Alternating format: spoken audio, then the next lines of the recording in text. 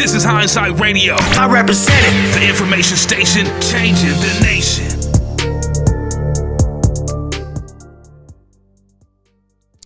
Peace, everybody. This is Akeem L from the Truth Tuesday show that's played on Hindsight Radio, the information station changing the nation. I hope everybody's doing well. Everybody's receiving extreme wealth, extreme prosperity, extreme good health, and extreme peace in their life. As for me, I'm doing great. Today, y'all can see this Texas Law Review Manual on Usage and Style, 14th edition. I actually purchased this off of Amazon. It wasn't that expensive. I'm going to break it down how they even violating their own rules when they come to putting your name in all caps. It doesn't even follow their rules of style. So before I say what I was about to say, let me just go over this and I'll break it down, because you really gotta look at this thing accurately. You gotta understand what is going on. Are you really in court? Are you really in a case? Although it feels real, it looks real, and it does have some consequences that are real. But the reason why it has these consequences that are real, because you accept it as real. You go in and you give yourself over to the jurisdiction of the court by saying the wrong thing and moving in the wrong way. But once you pick a position or get the right position in that courtroom, you can they can't move until they get you. And if you hold your position, you will become victorious. Now, will a case get dismissed? I can't say that. I can only say what has happened in my case. Give me a second. I had to get some of this water. By the way, this water is infused with mint and basil. This is distilled water. I make my own water. Well, I distill my own water from the tap, because, if you have a distiller, you know that once you open that up after it distill, oh man, you'd be surprised what you see in there. So back to this whole styling your name properly. You got to grasp it. And here's the other thing. You got to let go all of that other the legal theories and things like that. You got to let that go, because let me make sure this is the right one too, because I wanted to do this with my Black's. Yeah, this is it. My Black's Law Dictionary, 3rd edition. You got to understand or overstand what you're doing in these courtrooms. You guys are playing around, listening, going to different sites and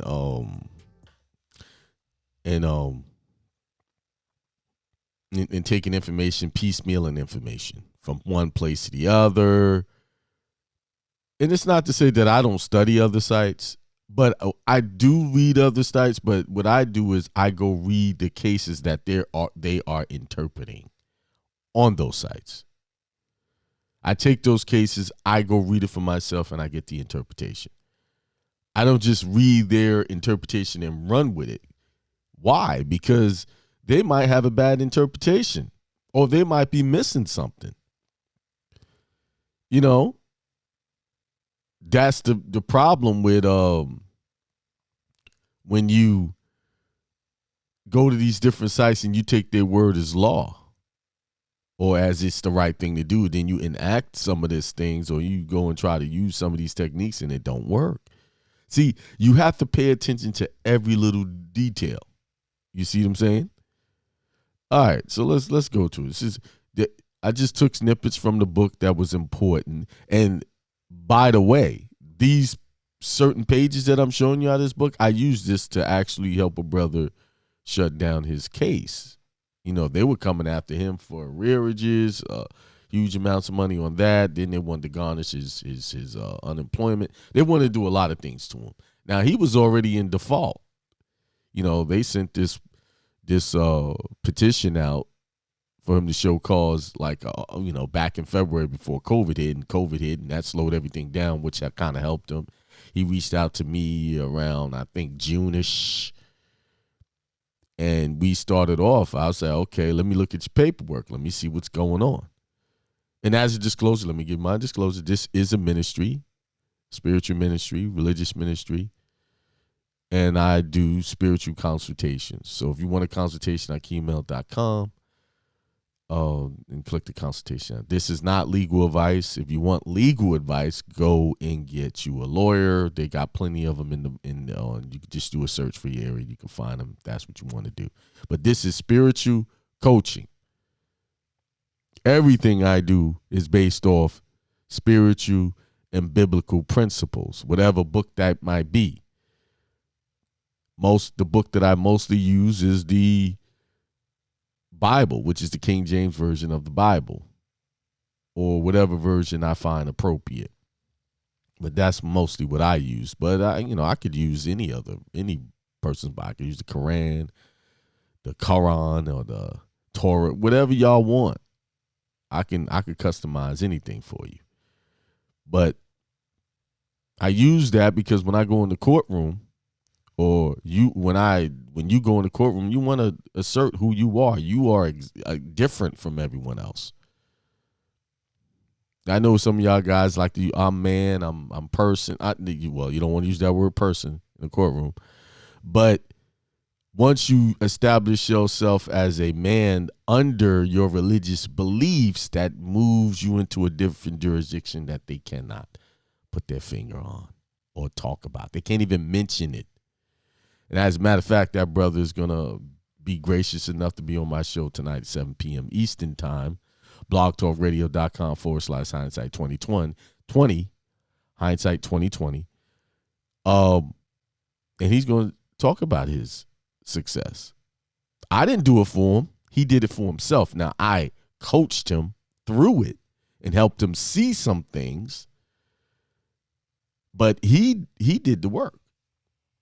I can only show y'all the path, put a light on it, and show y'all what the path looks like. I can't do anything else with it other than show you.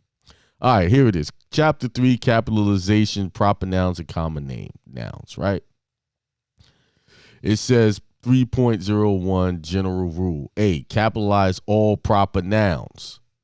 So proper nouns include the names of specific persons, places, and things such as 1, organizations, 2, national and ethnic groups, except racial groups defined by color. 3, religious groups, 4, languages, and 5, artistic or academic works. Do not capitalize common nouns, i.e., nouns that are not proper nouns. Consult a dictionary when in doubt about whether a noun is a proper noun. Example, the Guadalupe River, a river.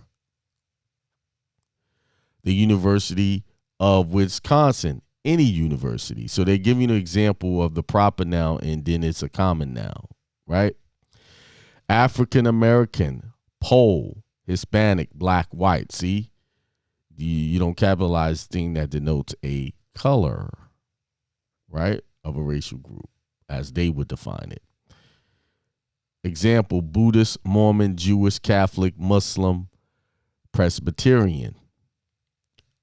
English, Spanish, Esperanto, Cantonese. The Duke Law Journal, a journal. So if you say the Duke Law Journal, you notice that it's upper, lower, Duke, Law, and Journal, upper, lower. And then if you're just saying a journal, it would be all lowercase because it's not identifying a proper noun. It's not doing it. It's just saying a journal. That's generalized, right? It's a common noun. So next Monday, next summer. See? So Monday is up. It's got the letter M capitalized. Now, very interesting. Pay close attention. B, trade and brand names. Follow a trade or brand name's irregular capitalization style.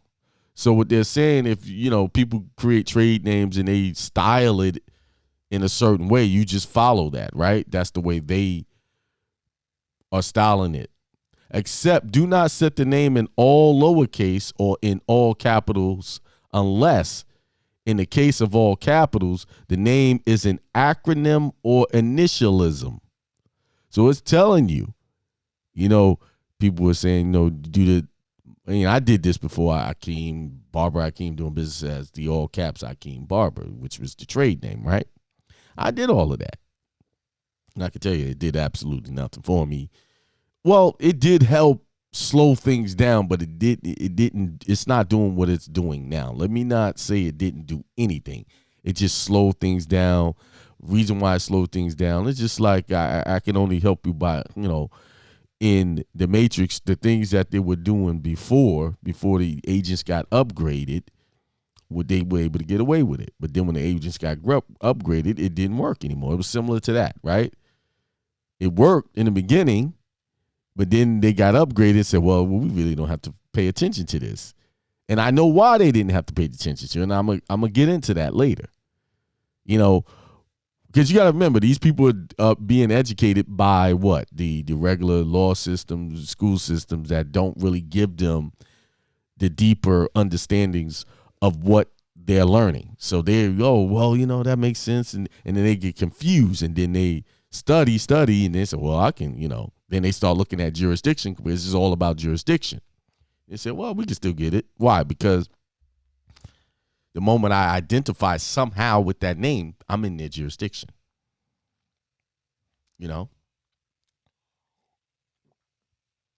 Right. But I got away with it a few times. Excuse me.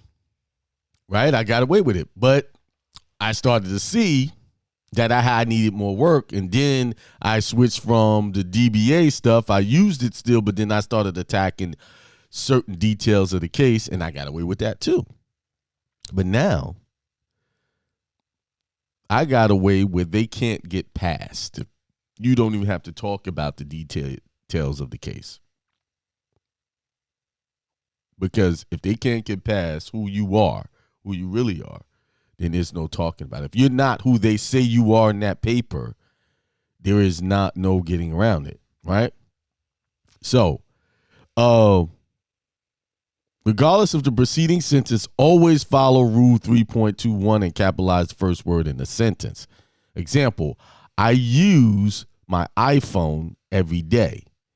It was sent to me via FedEx. So it's showing you how that example, the I of that sentence is capitalized. And then I use my iPhone, they follow. That's how iPhones identifies their product right there, right? Then, but iPhones are a ubiquitous part of our culture. First word in the sentence. See, this is the first word in the sentence. So they're saying here, put that capital I. Example, I wear Adidas sneakers. Y'all getting the English lesson right now. Y'all get the point. I don't have to read all of these examples. Y'all get the point that this is why we need to do this. Now, now they did say follow rules of 3.21. So let's skip ahead to 3.21. And what does it say? With punctuation marks, first word of a sentence always capitalize the first letter of the first word of a sentence, even if the proper noun whose first letter is not ordinarily capitalized. So they're showing iPhones. You would have to capitalize if it becomes the first word of that sentence.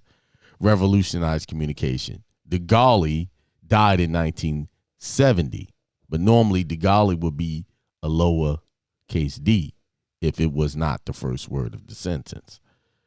See, so follow these rules. See, they're telling you. Now,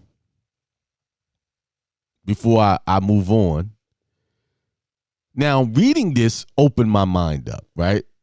Now, when I was helping this brother out, I had sent him something like in the middle of November because he had to be in this case, which was yesterday. Or yesterday, because he called me with his success story yesterday, right? And I had sent him something and it wouldn't get to him. I sent him by email and he said he didn't get it. So I, one of the, I think it was earlier this week or last week, late last week, I purposely got up early to make sure this brother had what he needed. And as I was resending it, inspiration hit. Download came. And I redid something. I changed up some stuff in the end, and I realized what I needed to do. Now, if this style man, I just need y'all to grasp this. If this style manual is telling you how to formulate your sentences as a man or woman under your religious beliefs, right? You're doing this, right? Then you don't need to be capitalizing nothing in your paperwork except in certain areas. When I do a webinar, I'm going to break that down. So I restructured the paperwork because, I would say comes now and that would be all caps because that's following how they do. I didn't even do that. I took that off. I did it in proper form. I'm following what this manual says, how to do it. That's how I redid it. Some said, no, don't do anything like they do. And I did that in the past and I was successful. But now I notice a whole different demeanor of the system in this case when I did it properly. Why? Because you're coming in and, this is something very popular years ago. I'm a man, living blood, flesh and blood. They would say stuff. I don't say stuff like that in my paperwork. I'll say man, but I won't all of that. A man, if you're writing it in proper form and you're saying, man, it's already established that you are living. Your writing style is saying how you're living. If you know how court cases were done in the past, there was no typing. They wrote them out in script. Okay, so there. Now, let me go on to my next point. Here it is. This is when I was talking about man, right? So this is Black's Law Dictionary, 3rd edition. You can get this off. They have copies floating around on eBay and other places. It's gonna cost you. This cost me a few $100s to get this. A human being, a person of the male sex, a male of the human species above the age of puberty. In its most extended sense, the term includes not only the adult male sex of the human species, but the woman and the children. So man can encompass the whole society of man and woman and child, right? Then it says, in feudal law, a vassal, a tenant or feudatory, an Anglo-Saxon relation of lord and man was originally purely personal and founded on mutual contract. Then they got men of straw. See, men of straw. So they even have to find that. But let's go to person because, see, this is where we get hemmed up right here. Person.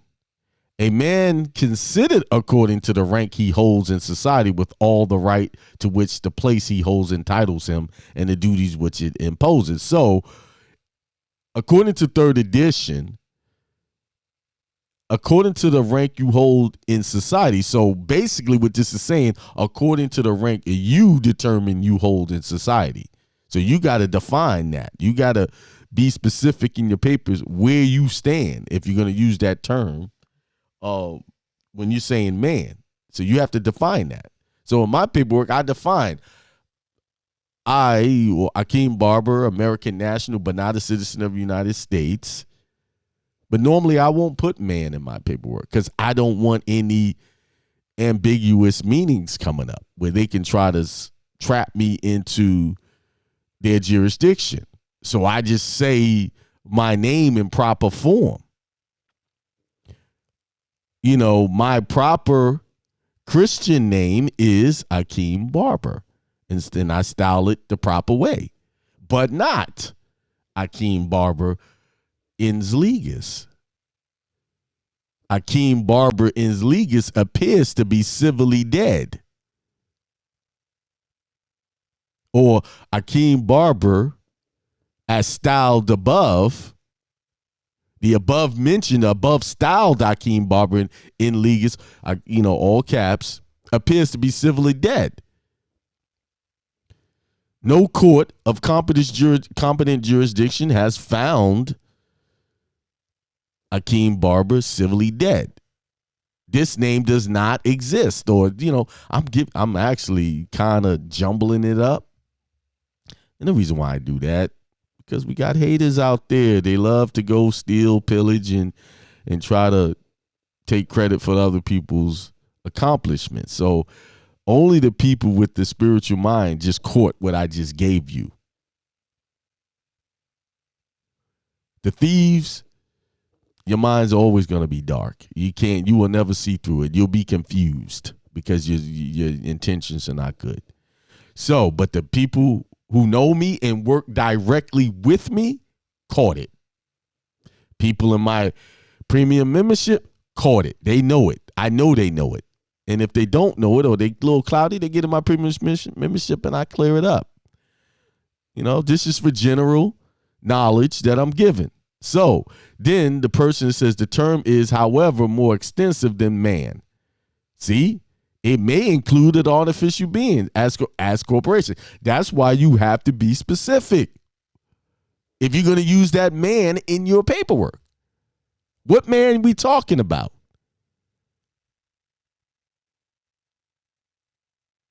See, y'all, living man, but living man. See, one thing I notice about people who claim to be spiritual or religious, it doesn't reflect in their life. It doesn't reflect in their paperwork. I have come to know that if I'm becoming a new man, I must reflect that which I say I am, which I'm a spiritual being. God works through me. I'm going to reflect that in everything I do, everything I say, especially when I'm dealing with these governmental entities.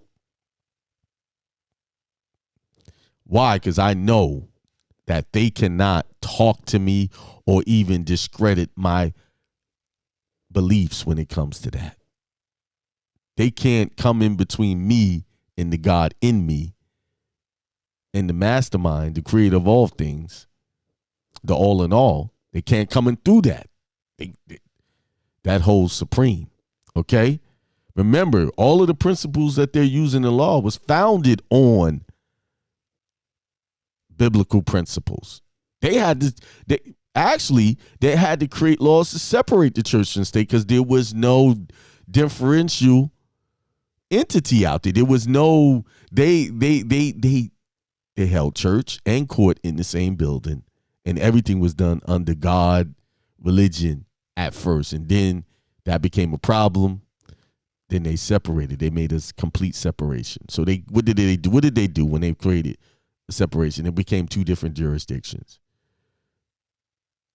Meaning the church had its own set of rules and the government had its own set of rules, and they could not encroach upon each other, either one. So you can't claim to be religious and then go partake of the government's bread and partake. You got to be one or the other. There is no serving two masters, okay? Because some of you are doing that. Skip down here. Under statutes forbidding the taking of property without due process of law given to all persons the equal protection of the law, Smith. It just keeps going on, has all of these cases, which I haven't read them all, but I at times I'll go through and read some of these cases, and you'll be surprised what you will find. It says corporations are persons up here. It has been held that when the word person is used in a legislative act, natural persons will be intended unless something appear in the context to show that it applies to artificial persons. So when they're making legislative act, they're assuming that it's a natural person. But then that's a little tricky too when they say a natural person, because even a natural person is a creature of law at times. Depending on the context, you always have to pay attention. All right.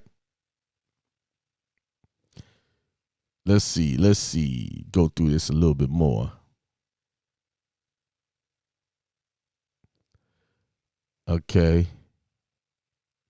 Yeah, so once again, be careful. You see, the old way of when they were going into these courtrooms, I'm not that name, don't accept the name, and then they did that work a little, and then they started issuing warrants for the name, and now you're stuck. You don't have no way out. See, the way you have to attack these things when you get these responses, you got to specifically identify the problem in the paperwork, rebut them, and then state who you are. Now you have addressed the issue properly without giving an answer. So as soon as you give an answer to those little allegations, you have just stepped into jurisdiction. But if you come in, let's say like with a motion to dismiss or something like that, and here's the reasons why, or if you come in, just say, hey, I need a more definitive statement. You guys are identifying this name, and but I'm this name. Can y'all clear this up for me? And that's basically all I did. I didn't come in, we arguing things. I just said, hey, this is who I am. I said, hey, this is who you say you are, and stay there, don't move. They're going to try to move against you and start asking you these questions about money and blah, blah, blah. Do not even answer. Listen, I can't answer those questions because we still don't know who we're dealing with here. Who do y'all want? Who do y'all want to talk to? Because this is who I am. And according to this paper, you want to talk to this entity. So let's get that clear first before we move on. And basically, the judge said at this point he couldn't do nothing with it after I added some hot sauce to it. He was like, I can't touch this. I'm gonna just move it out of here to another court. So he's not done yet. They're gonna circle the wagons most likely, and then that's gonna make his job a little easier because he's already established. You can't come to me with this. We have to come correct. So what do they do now? What do they do? Now with the current lockdowns about to be enforced or being enforced in some places, they'll be playing this dance for a long time. And like I say, I don't, people, I want them to dismiss. I want this. Most likely they're not going to dismiss anything. They're going to just keep that there and just leave it there and not do anything. And then eventually, slowly, over time, you go there and it's not there anymore. They're never going to officially put on the record that what you did worked. Why? Because they're creating evidence against themselves. You think an entity that's playing this game is going to create evidence against themselves for you? No. They're not. I'm just telling you what happens to me. They just, where is it? It's not there anymore. Go away. Let you go. Bye. Checkmate. That's what we're looking for. Everything's done in the private. If you're trying to be private, these wins are private. They always are. But, listen tonight, 7 p.m. Eastern, blogtalkradio.com/hindsight 2020. The brother will come on and show you how he was victorious in standing on knowledge, real knowledge. All right, what else is going on? Okay, yeah, this week, this name change. I'm doing a name change webinar too this weekend on the 12th. Akimel.com. Reserve your place. There's some spots left. There's a few spots left. And I will be going over the name change, specifically how mine was done, and then, adding in the deed polls so that you guys can, who's having a little trouble or may get some trouble, can add that as a reinforcement or a to your paperwork. Oh, one thing I did forget. I knew I was forgetting something. Now, what I did do, I'll tell you this because I'm showing you this manual. I used this as an exhibit in his answer, his response. I said, see exhibit, Texas Law Review, Manual, Usage and Style. Now, you can't use this Texas Law Review, Manual and Style if you're not in Texas, okay? You got to go and find a law review or their Manual of Usage and Style for your state. And a lot of states do have them. Do some searching. Don't email me. Hey, how do I get this one? No, you do your own Google search and find it. And I see people got powerful computers in their hand, very expensive devices, and will not use it to look up information. They want to email me and ask me, where do I get it? I don't know everyone. I know I got this one off of Amazon for a few dollars. I don't know, it's about $20, not even that much. Very good manual to have, because it opened my eyes to a lot of things. But I know each state has a usage and style manual. Why? Because they got to give instructions how things are supposed to be structured in their jurisdiction. So there you go. All right, everybody, peace and extreme wealth and prosperity to you.